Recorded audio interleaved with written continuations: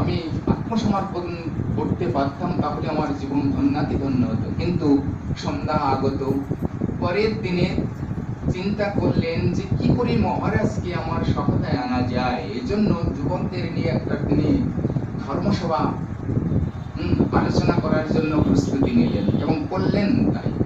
তারপর ধর্মসভা আলোচনা করার পরে মহারাজের কাছে তিনি আত্মসমর্পণ করলেন যে মহারাজ, আমি আপনার সাথেই চলে যাব। পূজ্যপাদ ভারতী মহারাজ আর কোনো বিচার না করে তাকে নিয়ে চলে আসলেন। চলে আসার পর তখন স্কুলে পড়ছিলেন। চলে আসার পরে কিছুদিন বাদে তার পিতা কিছু লোক নিয়ে পুনরায় চলে এলেন চৈতন্য মঠে। এসে নাবালকত্বের দাবি করে নিয়ে চলে গেলেন যে আমার ছেলে নাবালক, আপনার মহারাজরা আমার কাছ থেকে নিয়ে চলে এসছেন। এই নাবালকত্বের দাবি করে নিয়ে চলে গেলেন। কিন্তু চলে যাওয়ার পরে তিনি কলেজের পড়া সমাপ্ত করার পরে পুনরায় পিতা মাতাকে জানিয়ে চলে এলেন যে আমি এখন আর নাবালক নাই, আমি কিন্তু সাবালক হয়ে গেছি, আমার জ্ঞান বিবেক বুদ্ধি এবার কিন্তু আর আমার নাবালকত্ব নাই।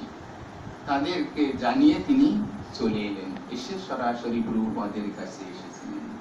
এজন্য মহারাজ টাকাটা উড়ে যাচ্ছে, এই জন্য